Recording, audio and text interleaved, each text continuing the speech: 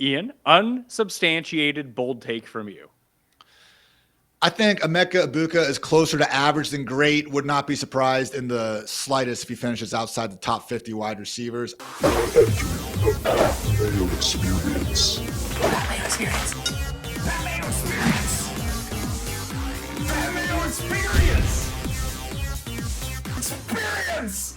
Welcome to the Pat Mayo Experience, presented by Underdog, a fantasy football rankings update, the whole injury recap and news from week 2 of the preseason, plus bold takes with nothing to back it up, just things that we think are going to happen.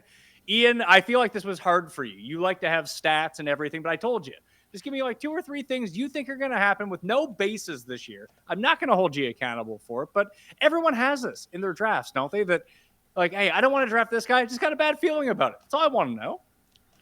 Goes against some of my biggest principles. You are not wrong, Mr. Mayo, but I still got 2 spicy ones that I think fit the bill close enough. If you missed the top 150 show that came out last week, find it on the pod feed or on Mayo Media Network. Smash the like while you're here. You can find that full list now updated down in the comment section. You can find Ian's updated rankings on fantasylife.com. And as always, you can get Jake's rankings at theathletic.com. The links to all 3 down in the description right now. Jake, did you make some big moves and shuffles over the weekend? Almost none at all. It wasn't really a big weekend for news in that facet. The biggest news is what you and I were talking about before the show. I need a new place to get t-shirts. Somebody make a medium, large / crossover so I don't swim in this. Well, there were some things that we were not able to hit on because obviously the news happened after we recorded last week. So I want to hit on some of these news and notes. Rashee Rice was the first one that I wanted to start with. On the wide receiver show, we went over where to draft Rice in particular. We didn't know when the suspension was coming. We still don't know how long the suspension is going to be, but it's probably not going to happen to week 5 now, right? Maybe. So it's between weeks 4 and 10. It could be 4 to 10 games, and then I could still come to a settlement before week 1 and predate everything, except for, I don't know, does this mean week 1 is still out of the question no matter what because he's already been approved to travel? Who the hell knows at this point? The biggest thing that I go back to, Pat, is like I said on that show, is just you have to understand this risk is it could happen at any point. This is the Zeke situation. This is why I was full fade on Rashee Rice, at least for his cost, because he had to at least be on my bench. Because what happens if it's not till you bring it up and say after week 4, but there's talk already that if it does even happen at that point on September 30th, that they come back and say, well, the judge says 8 games. We're going to push back and say we only want 6. And then it goes another 2 weeks, and then that kicks in at like a 7 agreement between that. And now you're pushing into the fantasy playoffs. It's a mess. That's the real answer here. It's a mess, and you have to understand that at some point, you're going to be missing Rashee Rice for at least 4 games. You just don't know when it's going to be. Ian, he's going at pick 508 in 12-team drafts right now over the past 3 weeks or so. I had him, I think, right around there in the rankings. I had him at number 59 in the rankings, but now I'm thinking about boosting him up a lot because I think what's going to happen is they're going to suspend him after week 4. They'll give him 5 or 6 games, whatever it might be. And then they'll appeal. They'll get a game cut out. I think that he'll be suspended from weeks 4 to 9. And then the Chiefs have a bye week 10. And then he's back for the rest of the season. That's what I'd be banking on. I got him wide receiver 36, 70th player overall. But can we just take a second and note how ridiculous this is? That's is going to be heard until September 30th because apparently Sue L. Robinson, that's the first time it fits into her schedule. Change your freaking schedule. What are we doing here? Like, this seems like a pretty big deal to me, guys, but it's another example of our legal system apparently having the easiest schedule of any, quote unquote profession out there. So yeah, man, it's a situation where apparently the NFL originally was proposing a double-digit suspension here. Now, there's not a ton of precedent for that. I'm not saying that Rice is going to be getting that, but some of these 4 to 6 game, suspension murmurs seems like it certainly could be 6, if not even more on the higher side. So this is absolutely worst case scenario. Not only does it have the potential, like you guys noted, to go straight up into the fantasy playoffs, but those are going to be challenging weeks to get through because of all the buys going on. Unlike Jordan Addison's 3-game suspension, we're going to have fully loaded rosters. So Rashee Rice, again, it's a situation where if he falls a little bit in your draft and you're taking your wide receiver 5 already on your team, okay, then that's someone we can get behind. But honestly, guys, can't even put suspended guys in the IR spot either. Not going to be someone I'm coming away with in more drafts than that. McLaurn, Jake, or Rashee Rice, if you're sitting there right now, because we still don't know the status of McLaurn is going to be. He's been taken off the PUP list, but that doesn't mean anything. Yeah, and that doesn't mean anything to me anyway, because this is just Terry McLaurin, and he's playing with Jaden Daniels. If it was Terry McLaurin with Cam Robinson, like the Calvin Ridley, or Cam Robinson, Cam Ward, it's a quarterback he already knows. I'm not concerned. This goes back to like the Michael Strahan, where he's like, oh, I don't know if I'm going to practice. I don't know if I can make it through. I'm nagging injury. Boom, out there for week 1. Not that concerned. I'm sure we want to see a little bit because it's wide receivers a little bit different than obviously defensive end and some of the plays that might have been incorporated this year that weren't last season. Whatever it might be, I still have Terry McLaurin inside my top 20. I'm lower than both of you on Rashee Rice. I actually have Rashee Rice in the 40s, neck and neck. It actually goes 99, 100 with Addison and Rice overall for me, and I still have Terry McLaurin inside my top 50. I'm not concerned. It was only the injury. I think the biggest concern is the contract situation, but he's not the first. It's so funny that we talk about all these other situations with like Jennings and wide receivers from last year and all these ones that want to hold in or hold out, and then nothing ever happens and they play anyway. But for whatever reason, like Terry McLaurin, we're like, oh, well, he might be the one that actually sits out 6 games. He's going to play. It's going to be fine. As long as he's healthy, he's going to be fine. So I still have him as a top 20 wide receiver. I'm moving Rashee Rice from 59 to 49, Ian. I'm going to put him a spot behind McLaurin. Oh, okay. Wait, you're moving him up? Yeah. I like this news. What? What? Right? I don't think it's going to go into the listen, if I'm wrong and he goes into the fantasy playoffs, like whatever. I don't care about a bench spot. I will waste it on a guy who's a top 20 receiver. That's fine. Yeah, but he's No, but going this next question- to top 20 receivers in that spot. Like, you can't just say this is only Rashee Rice. Look at the opportunity cost. Of what? Like having a 8th running back on my bench? No. You just said you're going to draft him as a top 50 player. Yeah, that's fine. Like, am I going to take him or Devonta Smith? Just give me Rashee Rice. Give me Devonta Devonta Smith. Smith let him by a mile. Kenneth Walker. Like, we got some good guys. Walker. How about the fact that Rashee Rice might not be better than Devonta Smith because we're just going to ignore what Xavier Worthy did last year? We were already going into this season that Xavier Worthy did what Rashee Rice did as a rookie, and that they could both be out there and, cannibalizing each other to a degree where they're both still really good, but they're both wide receiver 2s. And that fact that, like, there is a non-zero chance that Xavier Worthy was better than Rashee Rice this year. I wouldn't have put my odds on it, and I would still take Rice before Worthy if they were both playing 17 games. But there's still a risk that, like I said, they're on even playing fields this year because they both do different things, and they can both be the ones for Patrick Mahomes. They're both of that ilk. I'm willing to bet that Rice is the better fantasy asset when he's in my lineup. And I feel like I can piece together enough of the rest of my team that I can sustain an 8-week hit or even a 6-game hit or a 5-game hit, whatever it might be, that Rice is out. As long as it doesn't happen in week 14, 15, and 16, and 17, then I feel like I'm Good. It might. We don't know. It might. It's probably not. Yeah, I mean, I don't know, man. When we're actively facing a likely suspension, to me, that's different than just wondering if someone's going to get injured or could they not be suspended with the hearing stuff going on. So to each their own. I understand what you're saying in terms of chasing that upside. But again, when we could actively be missing 8 weeks of the entire season, I mean, I just feel like even if it was a knee injury, for example, and we even knew he was going to be back to 100% health, like we would not be having that same energy. One last note there on Terry McLaurin. The People's Insider, Ricky the Dog, which, by the way, shout out Ricky. I know he's not 100% hit rate, but unlike most of these alleged, NFL insiders who basically wait until 5 seconds before the deal's announced from the team anyway, it's this weird world we live in where we act like they're still necessary in the first place. Ricky goes out on an actual limb and actually says stuff well before it's actually signed on paper. So Ricky said on August 16th, guys, that Terry will be getting a new deal worth $30 million per year. Extension should be completed before the season as details are still being finalized. So Terry absolutely over Rashee Rice, and yeah, at this point, man, I would be shocked if he misses any games. Your boy, Jake, Judkins, is back. Yeah, my boy. Back from the dead. That's your guy right there. Proof of everything he does, on and off the field. That's what I heard. Wow. I just canceled the show as well. We're doing this. Well, yeah, I'm just getting you canceled is going to be the problem. That's what you said, Jake. Yeah, thank you. Are we actually going to talk Judkins for fantasy? Yeah, well, so he will not face any formal charges as prosecutors have declined to move forward with the suspension. That sounds like someone got paid off. Well, they're also signing Isaiah Bond too. Like, are we bringing back Antonio Brown? Or is Ray Caruth available? Can we get everybody on this team at some point? Look, Jesus. yeah, I was just talking about this, how ridiculous the Browns are. I'm just taking it one step further. You know how I do. Look, the truth is with the Browns situation, this is already going to be a cluster of a backfield, possibly a full-blown committee. He's still actually, the interesting thing is Bond is signed. Judkins isn't. Bond signed this morning. Judkins hasn't still signed his contract. And everybody's just like, oh, Judkins, boom, top 30. Well, first of all, he hasn't even been with the team. This isn't like an injury situation out there, seeing what the playbook's going to be, walk through, stuff like that. This isn't a possible suspension where Rashee Rice was actually still playing with the team. This is, the dude hasn't been with the team. He's a rookie. He's a rookie running back. Yes, he is the best talent of all of them when it comes to football, but I have him in like the mid to low 30s because I still think it would be a timeshare. It's going to be weeks before he's potentially a full-blown lead, if that, in one of the worst offenses in the league.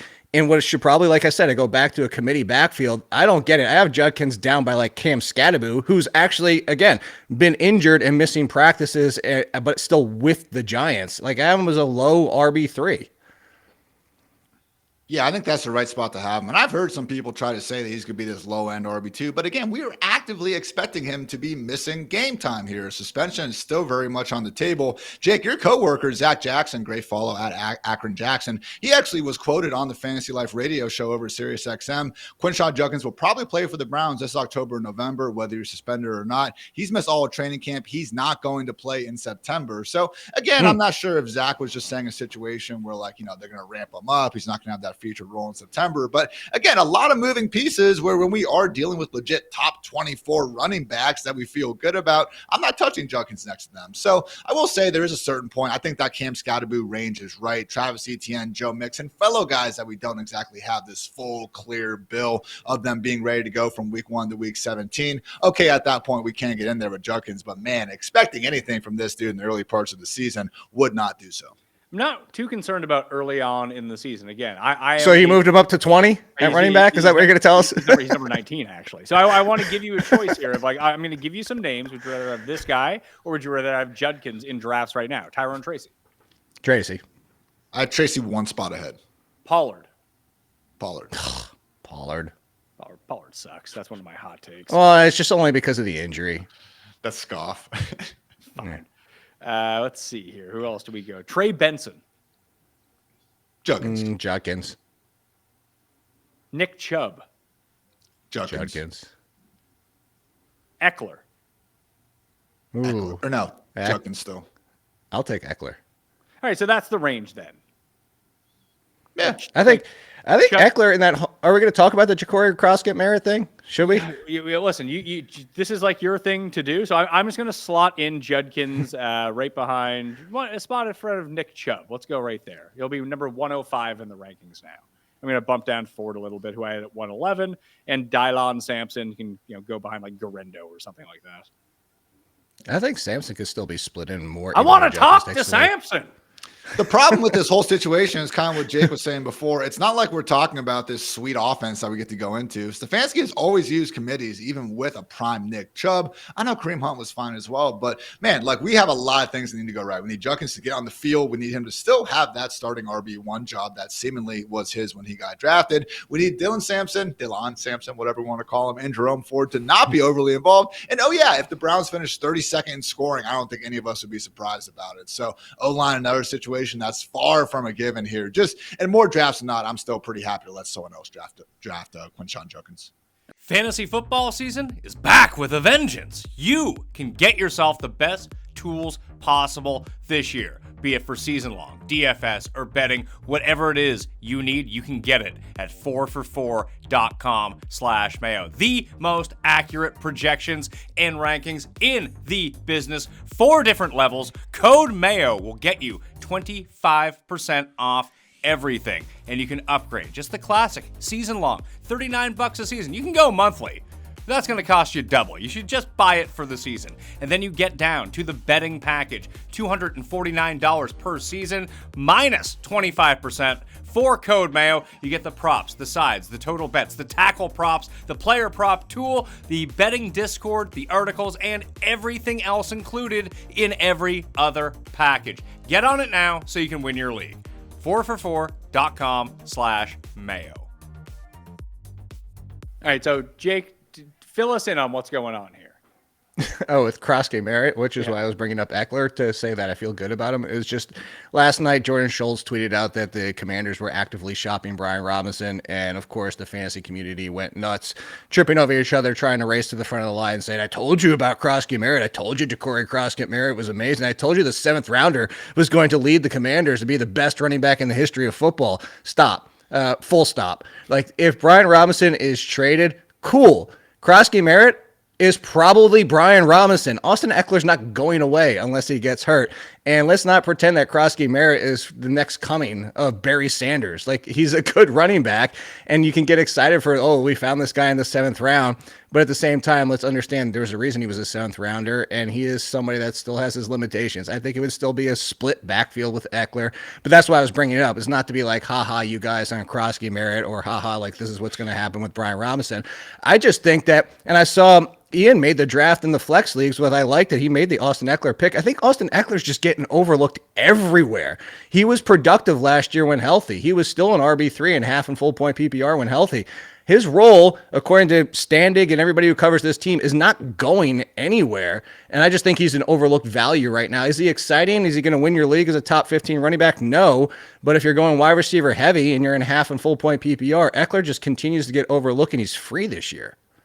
Ian, Yeah, shout out Ben Standig. He actually was on this like a week before, saying that one of his hot takes was that Brian Robinson wouldn't be on the week 1 roster. So there's been a little bit of smoke to this. And I will say, as much as Jake, I'm with you. I wasn't overly worried about Ja'Cory Kroski Merritt before, the last couple of weeks. And even then I was skeptical because 7th round pick.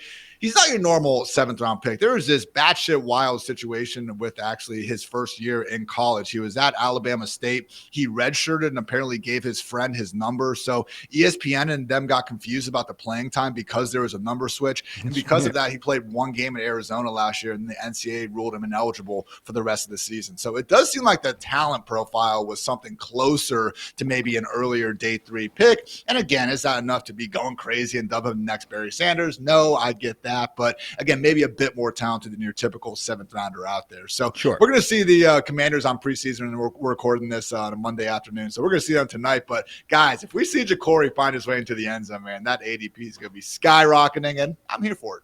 So let's pretend like Brian Robinson doesn't get traded, but we don't know where the status is going to be lurking throughout draft season. Ian, would you rather take Robinson or Eckler? Oh, man. It might have to be Eckler at this point. This pains me to say. All these guys should, I guess, be muddled in the RB3 tier. I mean, I thought Brian Robinson was going to have this sneaky chance to potentially be, the 2023 Raheem Mostert or the Damian Harris, LeGarrette Blount, have one of these chances to be a double-digit touchdown guy and a great offense. But, man, there's just so much smoke at this point. Probably got to get off that take. Nick Chubb or Brian Robinson, Jake? Brian Robinson. Judkins or Robinson? No, I'd shoot for upside. I'd shoot for upside with Judkins at that point. I think I would too. So I'm going to bump down Brian Robinson, move up Eckler a bit. Because the risk is if he's not traded, then it's a full-blown committee. Like, they're going to use Kroski Merritt. Like, I would draft both as low RB3s right now. The risk would actually be if Brian Robinson sticks, his value could actually go down. If he finds a new team, I would assume the team drafts him to. You got to remember that too. Brian Robinson is going to need a few weeks where you probably get week 1, you don't start him, maybe not even week 2 with whatever team he's with. So, but hopefully that new team treats him as a timeshare, but he's going to be a timeshare no matter where he goes. The worst case scenario is if he sticks with the Commanders, he might be the 3rd best option on this team behind Eckler and Kroski Merritt. Chubb's in a timeshare too, though. I know he was getting the first reps on this last preseason. See, but Damian Pierce. I'm glad you said that. Great. Sorry to jump in on you. Like, I'm glad you said that. Like, you're not wrong. But the reason I go with it is I think I know what Pat was thinking. He's thinking the same as me. Is like, I know Chubb's a time window, and I could just move on from Chubb. Like, I got a few weeks until Mixon's back, and then I just don't want him at all. At least, like, the other side of it is Judkins takes over, and then he is the guy. Like, Chubb has a ticking time bomb. Yeah, like, what are you playing for here? And it's funny, we talked about Rice and the suspension, and it kind of harkens back to so many times that we've seen this, Jake, at the beginning of the year, if a player is suspended, that the Le'Veon Bell year, he's out the first 4 games of the year, big deal. I can find someone to play for 4 weeks. Like, Nick Chubb would be sort of the perfect person to put into that spot. Like, I know I'm getting at least 2 games here. If he plays well enough, maybe it gets to 4, and they can ease Mixon back in. But after that, he's useless. I do value those players. You have to try to win as many of these weeks as possible, but you do know that there's likely a shelf life on it. Exactly. I guess I'm just saying with the Brian Robinson situation, it's not ideal. I get that. We should be moving him down the ranks. But at the same time, guys like Mark Andrews, Dallas Goedert, we've seen plenty of guys get, allegedly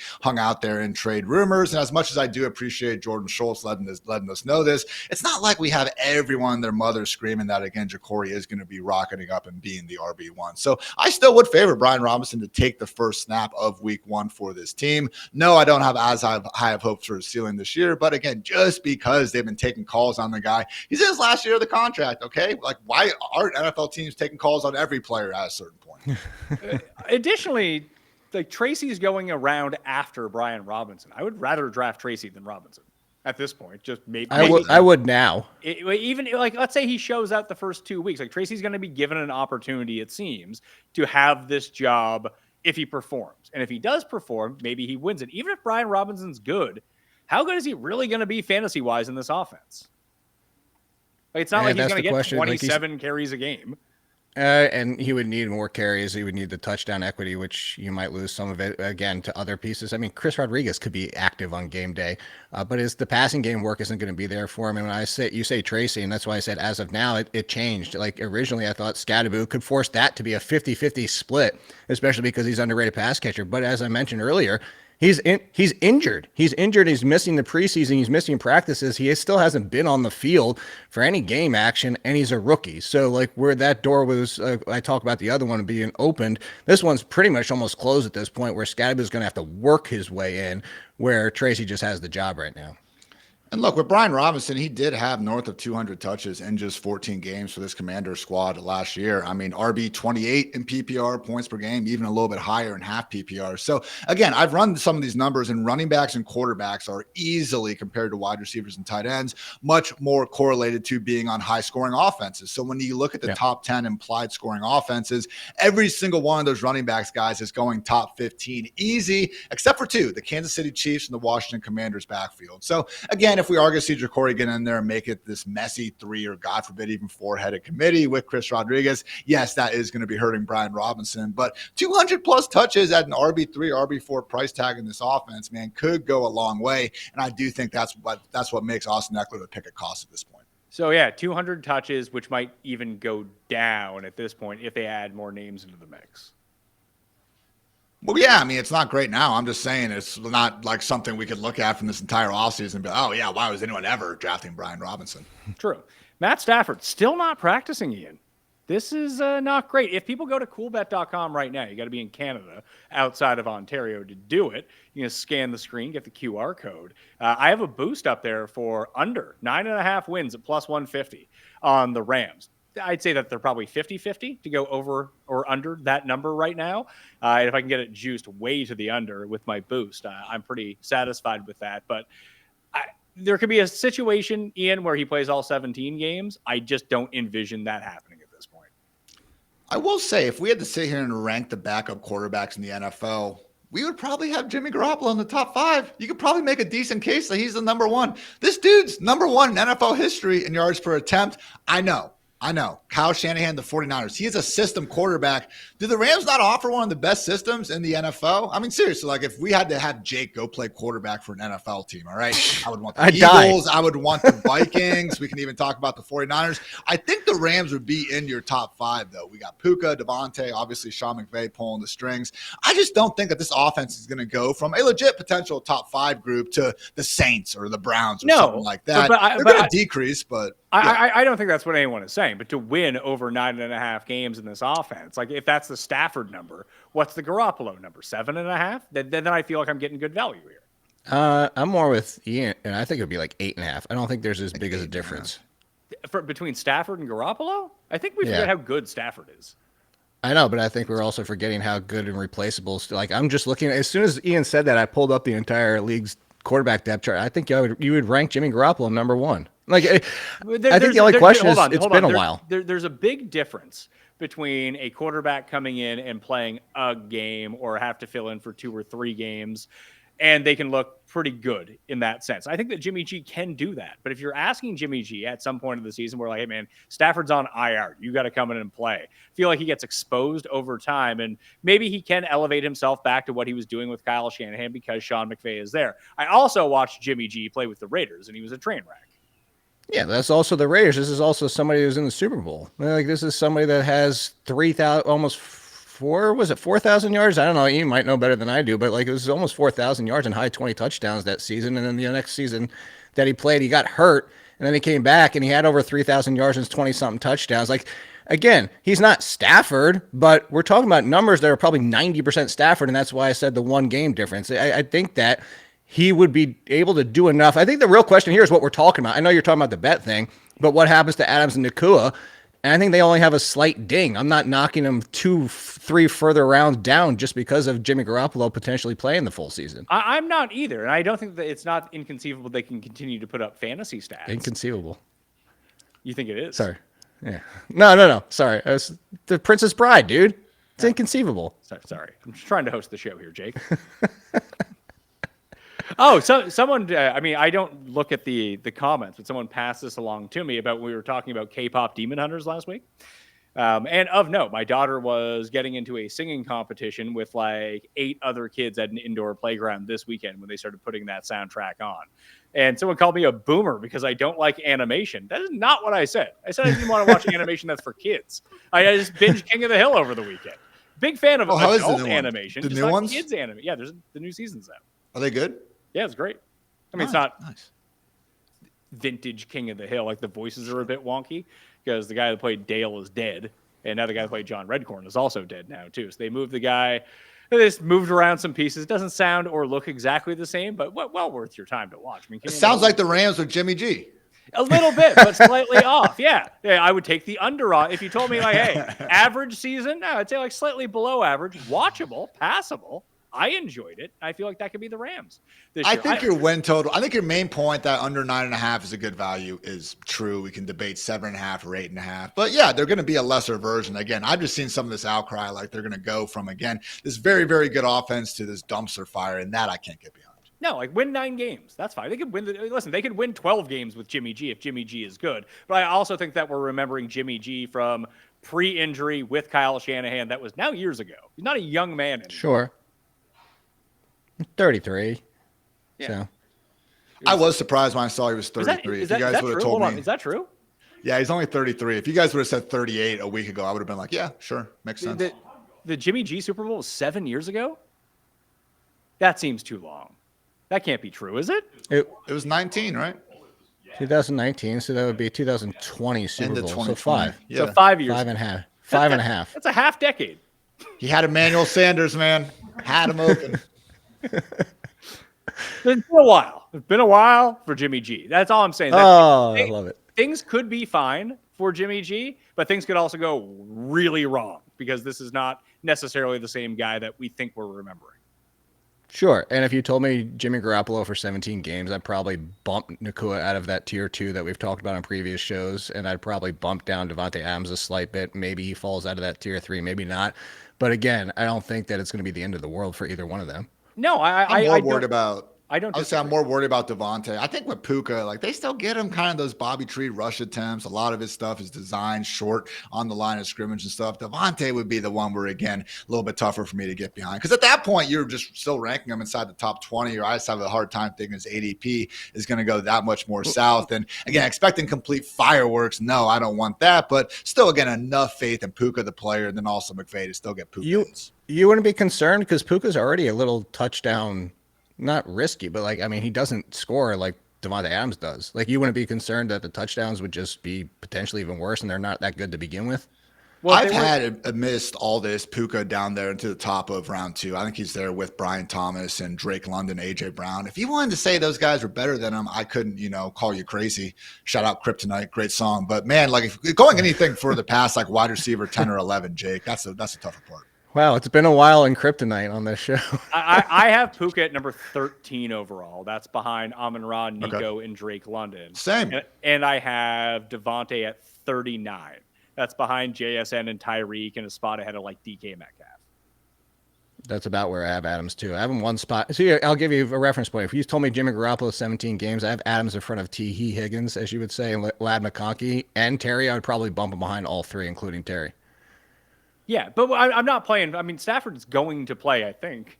And once he gets out of his cryo. No, I was just giving the comparison. Awesome powers.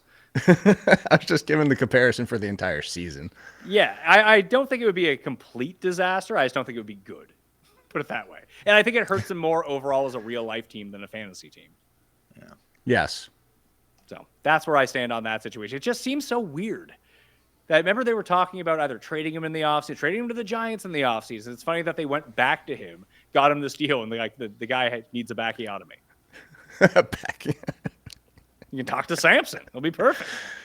For over a century, Johnnie Walker has shared its bold spirit with the game of golf. Now, crafted with Devereux Golf, Johnnie Walker introduces the Johnnie Walker Blue Label-inspired Sunday Golf Bag, elevating the game with sleek design, blue label hues, and refined gold accents.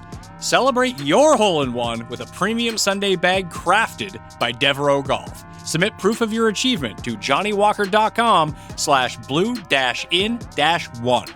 Please drink responsibly.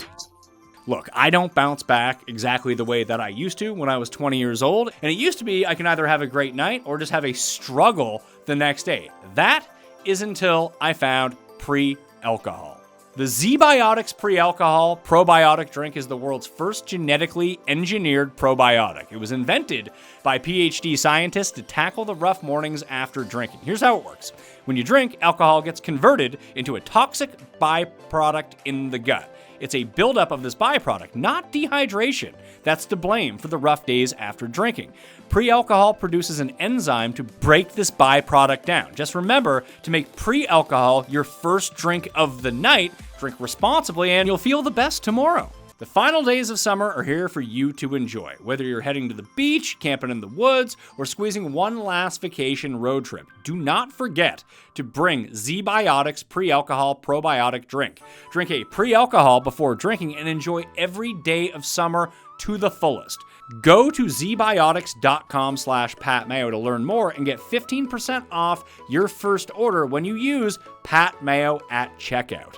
Z-Biotics is packed with a 100% money-back guarantee, so if you're unsatisfied for any reason, they'll refund your money, no questions asked. Remember, head to zbiotics.com/PatMayo and use code PatMayo at checkout for 15% off.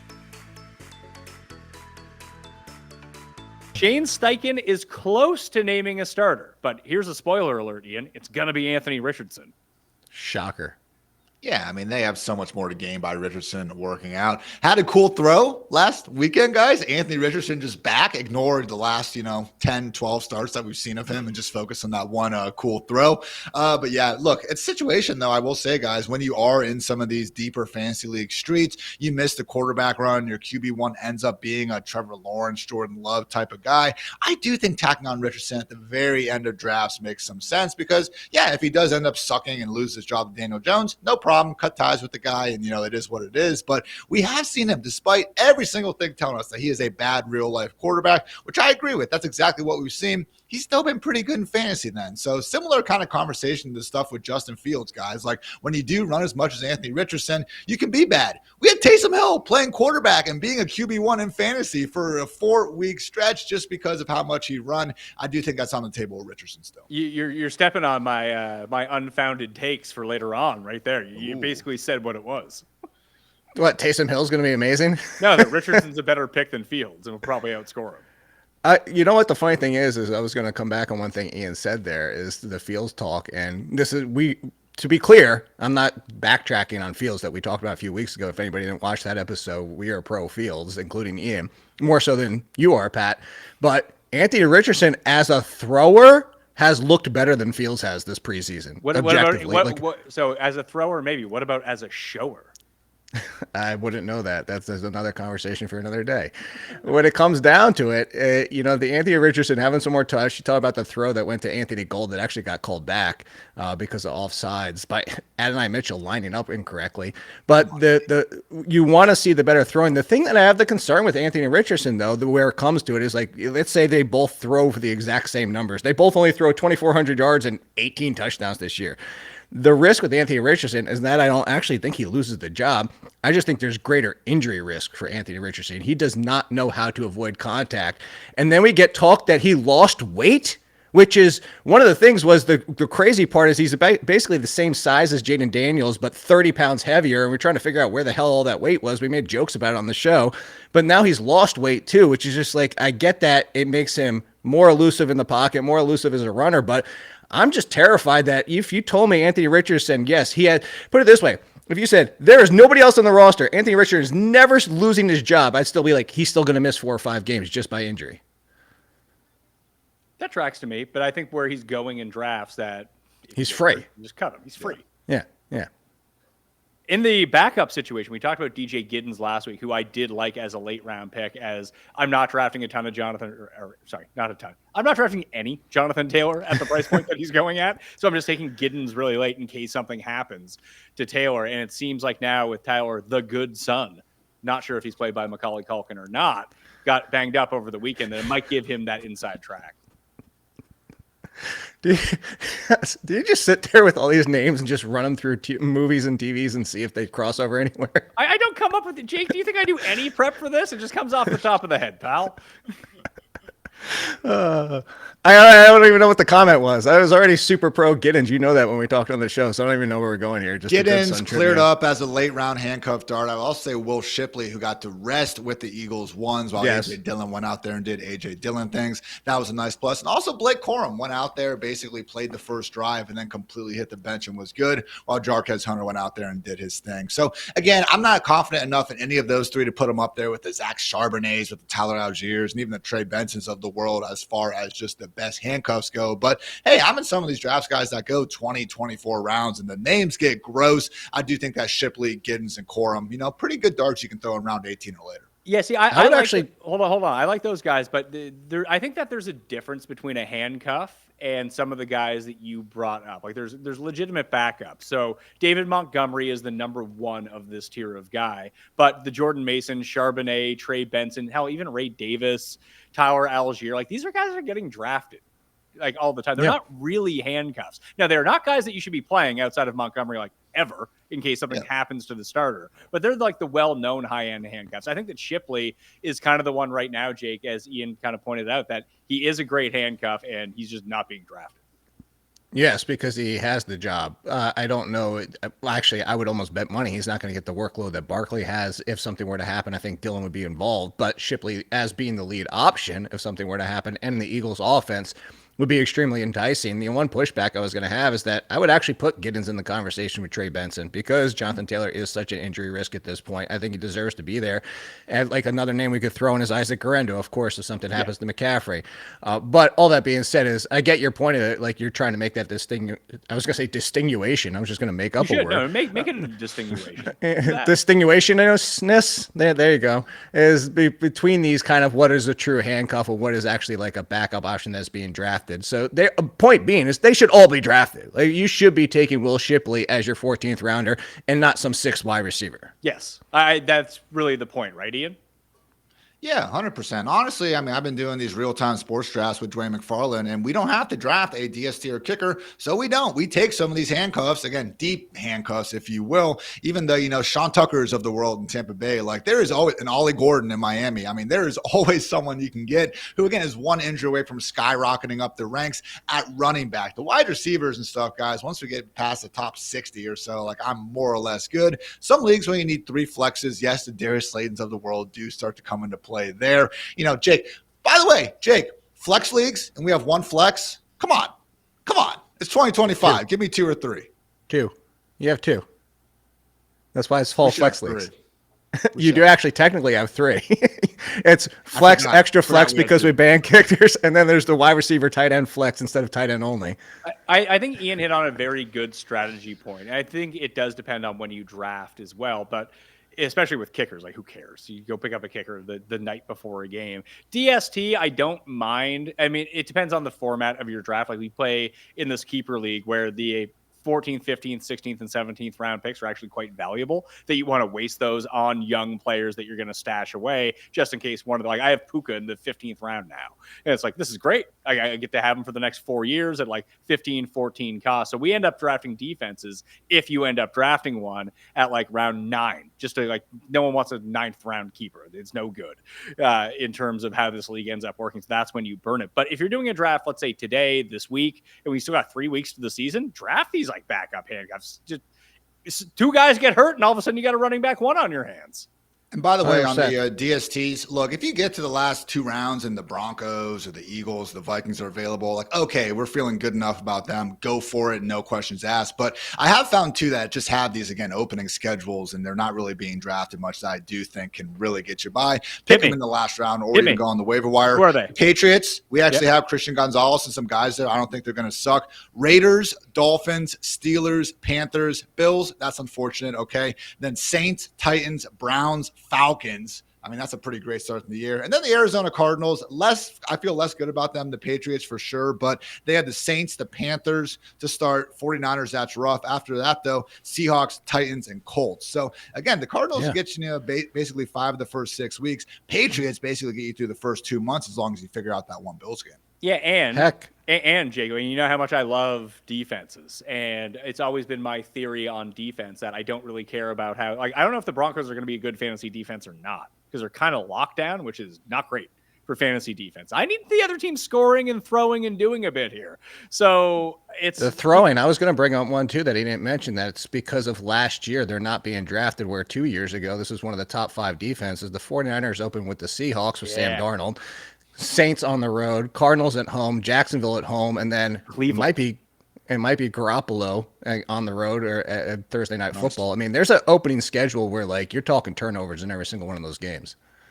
100%. Like what Denver's D against Tennessee, I just don't see them, even if Tennessee is getting blown out in that game, I don't think that they're going to be like, hey, Cam Ward, throw it 50 times. And even if he did, I don't think Cam Ward's throwing 4 picks. I mean, he could. No, I just don't think that's him. Like, that's It not is that who he weird is. balance, though. Like, the points scored isn't going to make up for, again, getting all the turnovers. So I hear you on that, Pat. Again, I think it's more important to arguably just be trying to find the young, erratic quarterbacks to play against, less so try to judge how good these defenses are. Yeah, again, football isn't even round. Like, Miami's D is going to suck. They might be a great streamer against Indy week 1. Yeah. Anyway, that's where I'm at with defenses. So I just take week 1 and move on from there. And if you start doing that, because this is another thing that I was going to bring up with the Rams point as well, and we see it every single year. Like, offenses are sticky, defenses are not. That just because someone had a top 5 defense or top 10 defense a year ago, they could be the absolute bottom 10 this year. Even in season. Yeah. How many years have you've been doing this with me, or I've been doing it with you, Pat, for how many years? We've And been I always doing it reference. for Jake. Yeah, we have been. We're showers. As we go back to I'm a grower.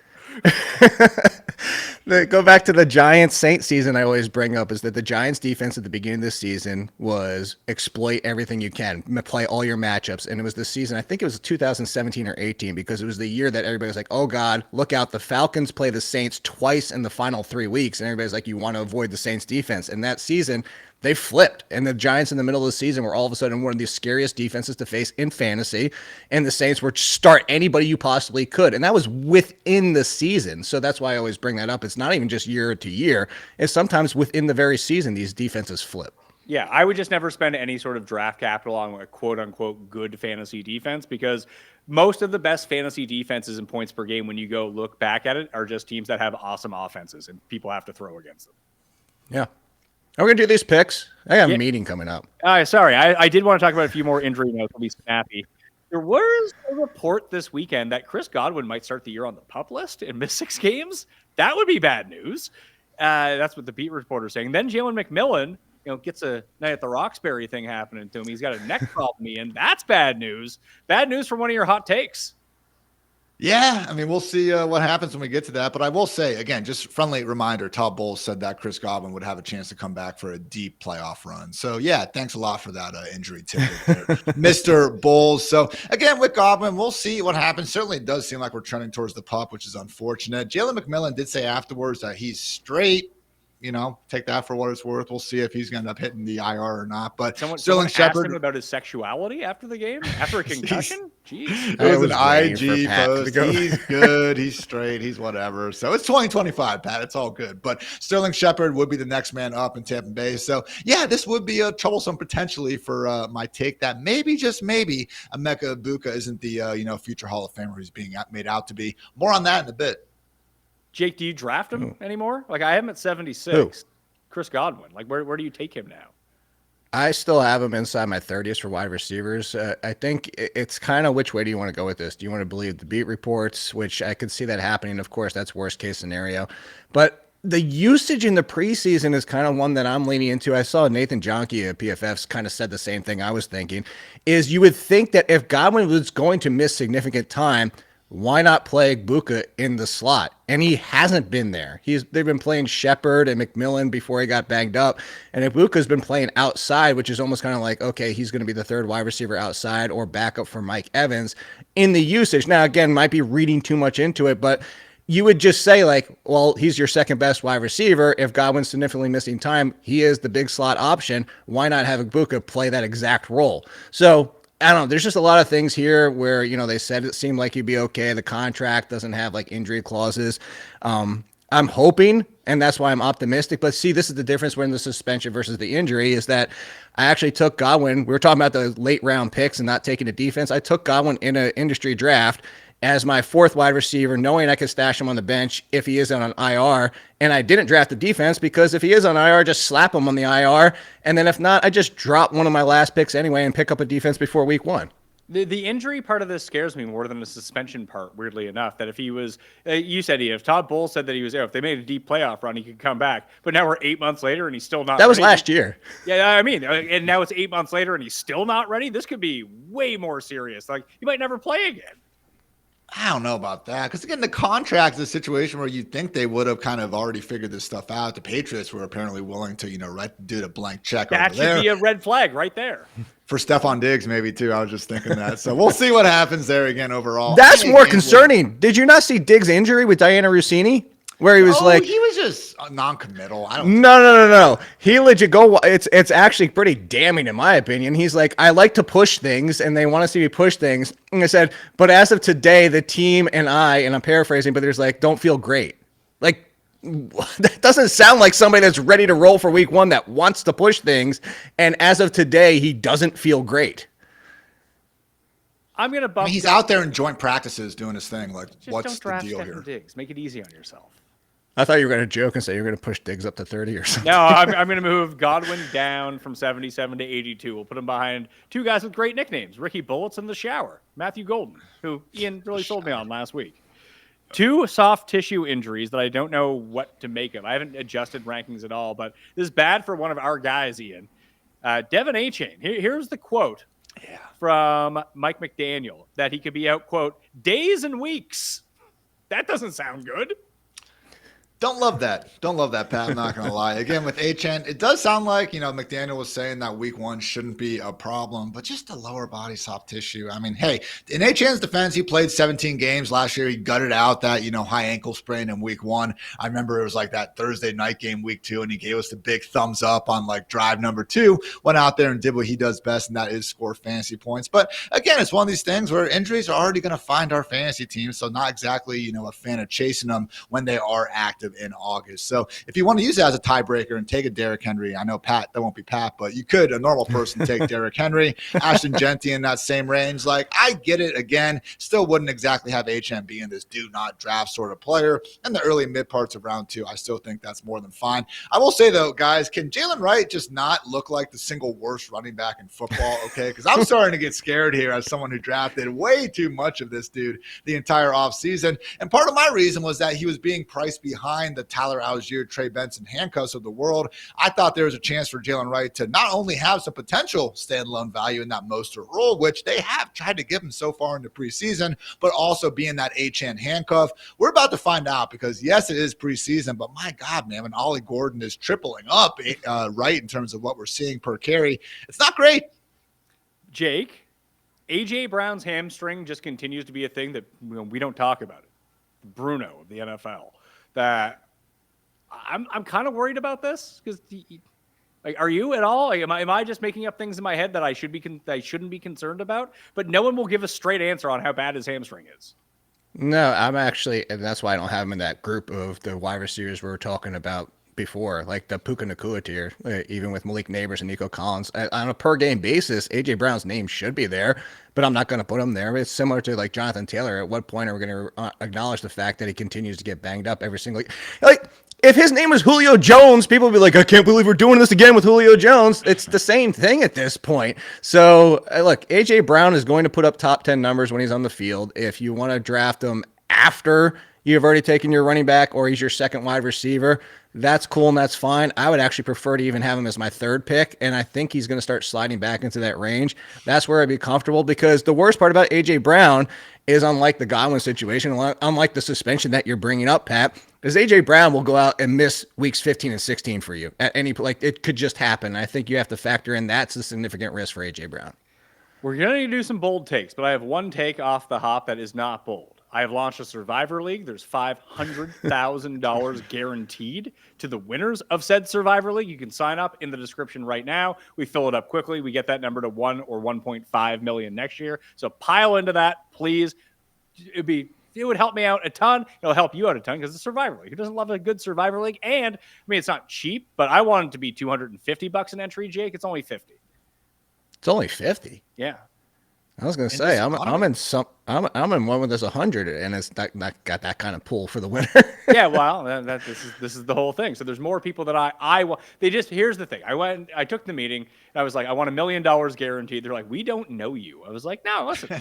Okay, give me $500K. I'll get it full this year, no problem. On 50, we'll make it 150 or something next year, and we'll do 1.5 million. How about that? So they agreed to that. So if we can fill it right away, then it'll be fine. I was trying to check the link right now while we were doing this. Oh, hell yeah. Let's go and hit it. So bold takes for the 2025 season. I'm going to start you off with the hottest take of all. I think Cleveland's going to be pretty good, Ian. Yeah. I don't know why. It's pretty hot. I just feel like that offense is like, I believe in Stefanski, and I think that we're basing this offense off of Deshaun Watson. I think that everyone they have on the roster is better than Deshaun Watson. Joe Flacco, if you just take his starts over these last 2 years, not some of the, shortened games, comes in for a few snaps at the end, he's led the NFL in passing yards per game. We obviously saw what he did in Stefanski's system 2 years ago. And then with the Colts last year, he was also arguably he was putting up better passing numbers than Anthony Richardson with some guys there. So I can see if Flacco just gets the job and gets to be the guy and doesn't, completely just become, a just victim of father time, then okay, they could be decent. And hey, you got Myles Garrett and Mason Graham. I mean, we have seen this defense also be 2 years removed from being awfully good. So I hate that I'm starting to talk myself into this take as we get going with it, but I'm just not confident, Jake, in Flacco actually getting a chance to start, because similar to kind of Richardson and Indy, it doesn't make sense for the Browns, I think, to go all in on the Flacco experience when you have all these young quarterbacks that they clearly want to find out if they can be guys or not. I think that's the biggest thing, is that where's the talent on this team is my biggest question. I think it's a middle of the pack overall talent wise, and then you go back to the quarterback position. So I'd be shocked. I think that kind of told you your answer, how I feel, Pat, that I laughed immediately. Hey, listen, they're just takes that I have no. I know, that's the whole point. Believe in. Just I don't think, like, people are having them in the same conversation as the Saints. I just do not believe that to be true. I would agree with you on there. Talent-wise versus those two teams, absolutely. Like, if they beat Cincinnati in week 1, which they're going to do, watch out. I was going to say, what's the difference between the Titans and the Browns and everybody? Like, I would take their quarterback 10 times out of 10, but I think that overall, talent-wise, up and down the list, you can make a comparative team between the two. I believe that's the case as well, and it's the division, I suppose, of why people like the Titans a little bit more. I could see the Titans winning that division. It's a terrible division, whereas the Browns probably have to play in the toughest division. That's fair, too. So that would be blue chippers on defense, like Denzel Ward, again, Mason Graham, Myles Garrett. Again, if you get just a spike defense year, maybe they have one of those lucky one-score record seasons where things just kind of work out for them at the end of games. It could happen. It is a tough division, though, and that is going to be the problematic part. If we could switch those teams, Titans versus Browns straight up, I think I would favor the Browns. That also leads me to why I like both Jerry Jeudy and Cedric Tillman this year as fantasy assets, and Njoku for that matter. I'm a longtime Njoku hater. I just think that they're going to score some points here. If it's Kenny Pickett, I don't feel so good, and maybe it will be. But as long as Flacco's out there, guys are going to be scoring fantasy points. It won't be Kenny Pickett. Good. I will say it's interesting how Rashee Rice, and it's because of Patrick Mahomes, I get it, but like Rashee Rice is 3 games, wide receiver 1, no problem. We have kind of the same stuff going on with Cedric Tillman. He was the wide receiver 8 in that 4-game stretch post-Cooper trade and then pre him getting the season-ending concussion. So a lot of that Jeudy breakout came with both Njoku and Tillman sideline at the end of the year. Again, it just comes down to Joe Flacco. It's one of those situations where, man, I would almost assume that the Browns can score an extra touchdown per game with Flacco versus Pickett, Shador, Gabriel, or whoever. Jake, bold take. Teterow McMillan is not Brian Thomas, is not from Malik Neighbors. He's going to be Marvin Harrison, which means he's not even going to be a top 40 wide receiver on a points per game basis. You said Tet McMillan? Yeah. Ooh, come on. The big giant head sucks. Say his name. It just comes down to it. Look, Bryce Young, I can believe in all you want, and I am a Bryce Young believer, but they have a lot of options on this team, and I don't think Bryce Young is going out throwing 40 times a game. I don't think they're going to ask him to throw 40 times a game. And the biggest part about it is Bryce Young's also not even Cam Ward, and the fact that he's not going to have one of the highest ADOTs in the league. So touchdowns, yards, opportunity, I think he's going to be fine. McMillan, I'll be more invested in 2026, but I don't think there's going to be a much different season between Marvin Harrison and Teterow and McMillan for his rookie year. A lot of options on this team. Was that something you actually just said? Hunter Renfrow. Yes. He's bald now. Yes. Bald Renfrow. Ballfro. Adam Thielen, look at him. He's old. Jalen Coker is sick. Is he even going to be out? That's your boy. I know. Shut up, Cokeheads. He just couldn't play last week. He was sick. Xavier Legette looks like one of the worst first-round wide receivers in recent memory. I don't know, man. You used the top 10 pick on T-Mac. I'm with you. I think Bryce Young did show the ability to at least be an average quarterback down the stretch. So T-Mac, man, it's like the same thing as Calvin Ridley and some of these other guys. Like if we look up in week 16 and he's already around 150 targets, I wouldn't be surprised. Ian, unsubstantiated bold take from you. I think Emeka Egbuka is closer to average than great. Would not be surprised in the slightest if he finishes outside the top 50 wide receivers. Rome Odunze and Jackson Smith and Najigba these last 2 years. I know Shane Waldron is not in Tampa Bay. Otherwise, that would be perfect. In Jacksonville, by the way. Look how Travis Hunter stands. But, man, just a situation where, again, I think Egbuka, if you just look at his skill set, he's a 6 or 7 out of 10 and everything, which is fine. Ooh. But that's not exactly what I want in a stud alpha wide receiver. Now, look, Columbus, Ohio native. I love Emeka Egbuka. All right, he's an awesome guy, all-time reception leader at The Ohio State University. But, man, he was never the best wide receiver on his own team, and I know it's a situation where all the guys he played with makes that not the worst thing in the world. The Jeremiah Smiths, Garrett Wilsons, Chris Olaves, Jack Smith and the Jigbas. I get it, but man, so much of this dude, and even into the preseason, guys, like I don't see him as a great separator. I don't see him as a great yak player. He's a good route runner, just like everyone else that's gone through, the Brian Hartline school of route running and everything. But I just think that, man, the hype has gotten out of control, and like people are freaking out about him dusting Titans undrafted rookies wearing number 40 in some of these joint practices. So yes, if Chris Godwin's going to be out for the whole season or something like that happens, all of a sudden I can get behind it. But when you got a healthy Evans, you got a healthy Godwin, you got an offense that probably isn't going to be as good if Liam Cohen is as good as everyone's talking about. I don't know if the number 3 wide receiver there is going to be all of a sudden this breakout fantasy star. Jake, I think that Anthony Richardson, Drake May, Caleb Williams all outscore Justin Fields by a pretty healthy margin this year. Yeah, so you're not just taking one that has to do it. It has to be taking all three. Okay. I think they're definitely bold. I would not take all 3. I think that if Anthony Richardson, we already had that conversation early in the show. If Anthony Richardson was 100% healthy for week 1 and we knew he would play 16, not even 17, just 16 games, I would take Anthony Richardson over Justin Fields by a hair. The Drake May, I just can't get into. I know the rushing upside, but you talk about weapons on that team, and we're still trying to make Kayshon Boutte happen because they can't get any kind of consistency at wide receiver. I can't get into Drake May. DeMario Douglas. That's what we're looking for here. Big year. Yeah. DeMario. Super DeMario. Where are you going, Jake? I don't want to. I want to pivot off of Ian's last one, and I was thinking tight ends, but I will go back to tight end in a different facet and say, we need to stop with the rookie tight ends because there's not going to be a single rookie tight end finishing as a tight end 1 this year. Ooh. Sorry, Tyler None. Warren. Sorry, Colston Loveland. Tyler Warren with 15 options to throw to and those quarterbacks that he has to deal with. Colston Loveland needs to get past Cole Kmet and then get past being the third option, getting past DeAndre Swift out of the backfield and the top 2 wide receivers. And Luther Burden can't even get past Zaccheaus.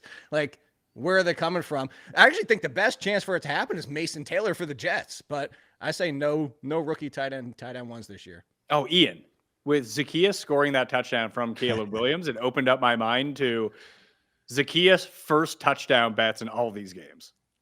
He looked good, man. Now, Luther Burden was also making some plays, actually threw a couple nice blocks there on a pair of goal line rushing touchdowns. So I think it's a matter of time until Burden gets that. But yes. Olamide made some plays in Washington last year, too. Good ball player.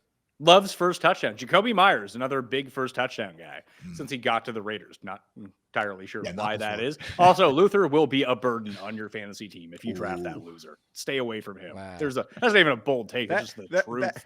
That's a name joke that I usually make, Pat. I know. I like it, but we're going for it. Have you made the joke, though? Oh, the Luther Burden one? No. Yeah, see, there you go. So I'm first in the scene on Come on, this. Jake. Ian, hot take. I think TJ Hawkinson could be the 4th most productive tight end in his own division, yet he's being drafted as the tight end 5 in fantasy. And I can't get behind it, guys. Sam Laporta, Colston Loveland, Tucker Kraft. I wouldn't be shocked if all 3 of those guys outscore him. We are still hanging our hat on Hawkinson's 2023 season, which was spiked because Justin Jefferson missed 8 games with a hamstring injury. His splits with and without Jefferson were huge. We hope McCarthy is good, but at the same time, people seem to be insinuating, which I think is accurate, we could see more of a run-first approach out of this offense as they break in McCarthy. They brought in Jordan Mason for a reason. And I still think Hawkinson, the talent, is someone who is this legit top 5 real-life tight end and someone worth going out of our way for. So at least Laporta, like seeing what he did as a rookie, and by the way, look how his team just ditched Hawkinson to the curb. You know, is that something that happens to really good tight ends? I don't think so as well. Again, Loveland with the draft capital, Ben Johnson offense, and then Tucker Kraft just being a yak beast out there. Love me some Tucker Kraft. So TJ Hawkinson is someone where this could come back to bite me in September because we got the Jordan Addison suspension going on, and also the schedule is set up really nice for him. So I'm prepared to eat these words for a month or so. But mark my words, guys, TJ Hawkinson will be the sell high candidate after week 5, not someone I want to draft this year. Jake, not even a counterpoint, but to add on, is there a chance that all of the tight ends in the NFC North just are bad at fantasy this year? They're all bad fantasy picks, yes. And maybe if I took the gamble on who was the best one, it would actually be Tucker Kraft for value. That actually makes a ton of sense to me. He might be objectively the best one in terms of Might be fantasy the number points. 2. Nobody on the Packers can stay healthy. Loveland does go late in some of these home leagues. Like I actually got him in a 14-team league draft a couple weekends ago. I think 11th round or something like that. So pick 120 or later for Loveland. I can get behind. But some people are saying like he is like the tight end you need to draft this year, and I have a tough time getting behind that. All right, I'm going to burn through the last of mine. You guys tell me which one is the most hilarious to you. Hubbard outscores Derrick Henry this year. Tony Pollard will be cut from your fantasy team if you draft him. Shaheed is going to outscore Olave. And my single favorite one, I think the Seahawks are going to suck on offense. They're going to be able to run the ball, but they will not be able to pass. Do not draft any pass catchers from that team. Hubbard's the most laughable to me. It's not laughable. It's true. Without are you laughing at the Henry. truth? Come on. Yeah. Isn't your whole thing against Derrick Henry, Pat, like that he hasn't finished RB1 even though he's been a top 3 RB? Yeah, but now that I'm not ranking him highly, I just got to go all in. Like, I'm not taking him. What do I care? I got to go all I out. think Take me off the screen. I got to go.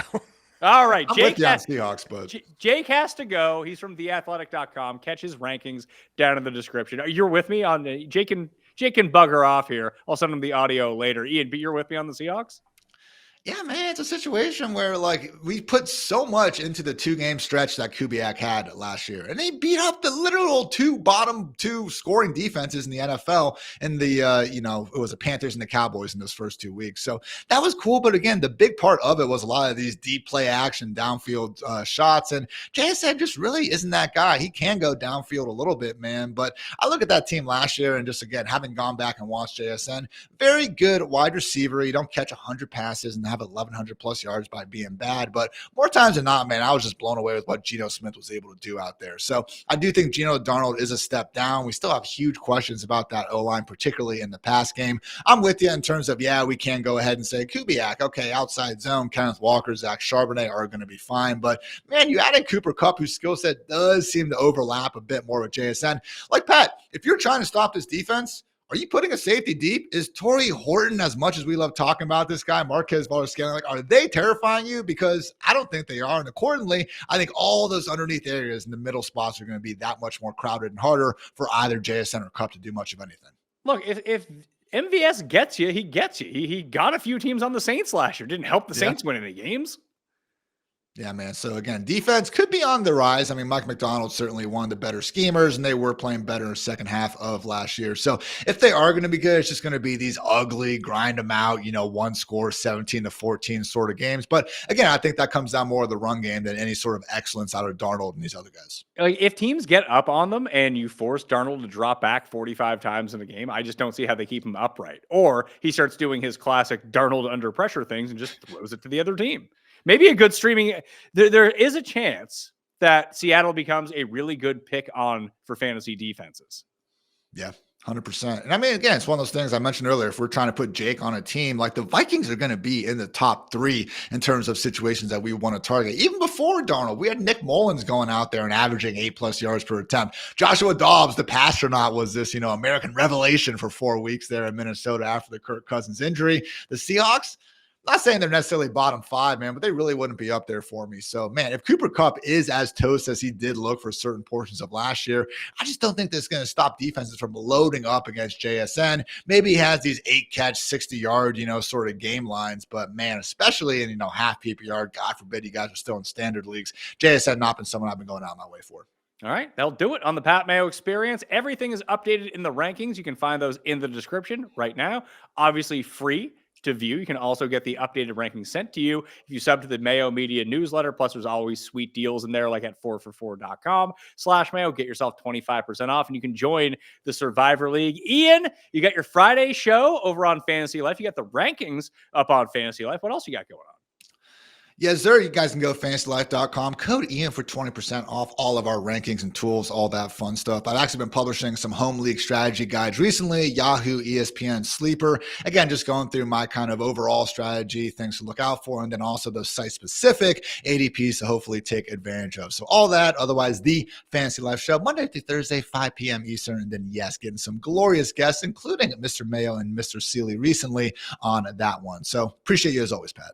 All right, that'll do it for me. Smash the like, sub to the channel, and download the podcast to help us out as we get closer to the season. I'm Pat Mayo. Thanks for watching. I'll see you next time. That Mayo Experience!